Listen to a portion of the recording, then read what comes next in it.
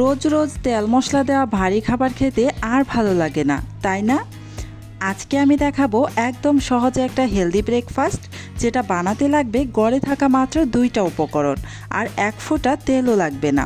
এত কম উপকরণে এত নরম আর মজার নাস্তা খেলে আপনি নিজেই অবাক হয়ে যাবেন। চলুন দেরি না করে দেখে নেই আজকের রেসিপিটা। প্রথমে একটি বাটির মধ্যে আমি একটি ডিম ভেঙে নিয়ে তারপর কাঁটা চামচের সাহায্যে খুব ভালোভাবে ফেটিয়ে নিয়েছি। এবার এখানে দিয়ে দিচ্ছি 4 চা চামচ পরিমাণ চিনি। মিষ্টিটা আপনারা আপনাদের ইচ্ছে অনুযায়ী এখানে বাড়িয়ে কমিয়ে দিতে পারেন, তবে মিষ্টির পরিমাণটা একটু কমিয়ে দিলেই খেতে বেশি ভালো লাগে। এবার দিয়ে দিচ্ছি স্বাদ অনুযায়ী লবণ। এখন খুব ভালোভাবে নেড়েচেড়ে চিনি, লবণ আর ডিম একসাথে মিক্স করে নিচ্ছি।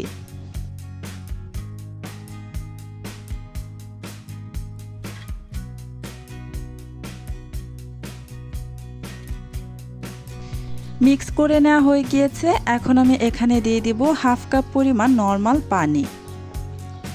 পানিটা দিয়ে আবারও হালকা হাতে একটু নেড়ে দিচ্ছি।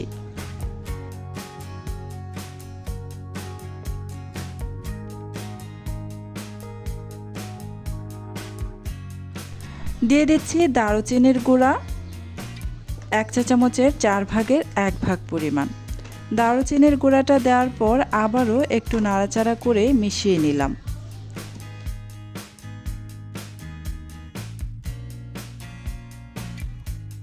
দুই টেবিল চামচ ভর্তি করে গুঁড়া দুধ দিয়ে দিচ্ছি। গুঁড়া দুধটা দেওয়ার পর খুব ভালোভাবে নেড়ে চেড়ে মিশিয়ে নিতে হবে।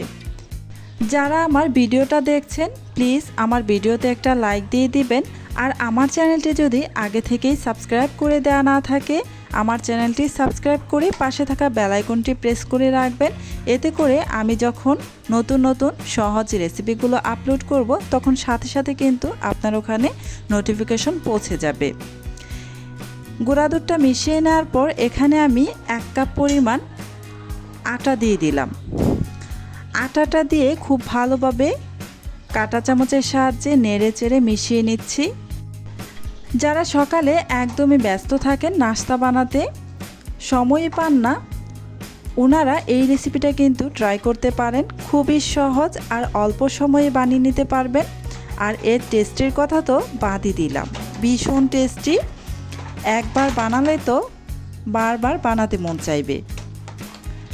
এই তো ব্যাটারটা আমি রেডি করে নিয়েছি। ব্যাটারের ঘনত্বটা আপনাদের দেখিয়ে দিচ্ছি, এই যে এরকম হবে। এবার আমি এই নাস্তাটাকে 5 মিনিটের মতো রেস্টে রেখে দিব। আপনারা চাইলে রেস্টে না রেখেও ঝটপট বানিয়ে নিতে পারেন, কোনো সমস্যা নেই।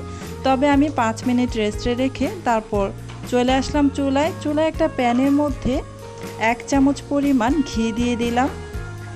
এখানে এই নাস্তাগুলো ভাজার জন্য আমি 1 ফোঁটাও তেল ব্যবহার করব না।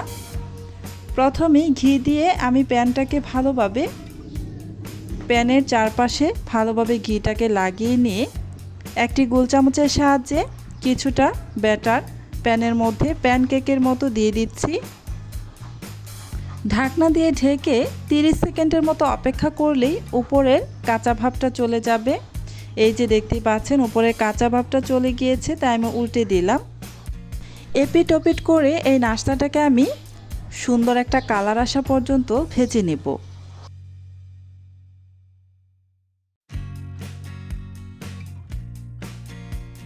এই তো খুব সুন্দর একটা কালার চলে এসেছে। এবার নাস্তাটাকে আমি নামিয়ে আরও একটি নাস্তা ভেজে আপনাদের দেখিয়ে দিচ্ছি। প্যানের মধ্যে আবারও গোল চামচের সাহায্যে কিছুটা ব্যাটার দিয়ে দিলাম প্যানকেকের মতো। এবার ঢাকনা দিয়ে ঢেকে প্রায় 30 সেকেন্ডের মতো অপেক্ষা করব। প্রায় 30 সেকেন্ড পর ঢাকনাটা উঠিয়ে নিয়ে আমি এবার উল্টে দিচ্ছি।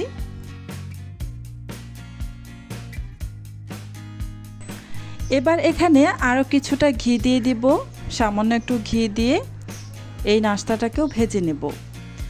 আপনারা যদি প্রয়োজন মনে করেন এখানে অল্প অল্প ঘি দিয়ে তারপর নাস্তাগুলোকে ভেজে নেবেন। যখন দেখবেন প্যানের মধ্যে একদমই খড়খড়ে ভাব চলে আসছে, মানে একদমই তেলতেলে ভাবটা চলে গিয়েছে, তখন এখানে সামান্য একটু ঘি দিয়ে নাস্তাগুলোকে উল্টে পাল্টে ভেজে নেবেন। আর যখন ব্যাটারটা এই প্যানের মধ্যে দিবেন তখন কিন্তু চুলার আঁচ একদমই লো আঁচে রাখবেন।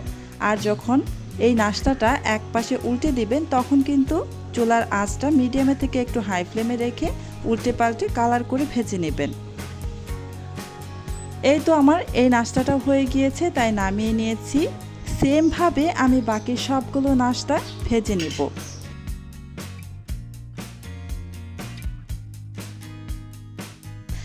দেখলেন তো কত সহজে মাত্র 2টা উপকরণে একদম তেল ছাড়াই বানিয়ে ফেললাম এত সুন্দর নরম আর মজার একটা হেলদি ব্রেকফাস্ট। এত কম সময়ে এত কম ঝামেলায় এমন একটা নাস্তা একবার বানালে বারবার বানাতে ইচ্ছে করবে।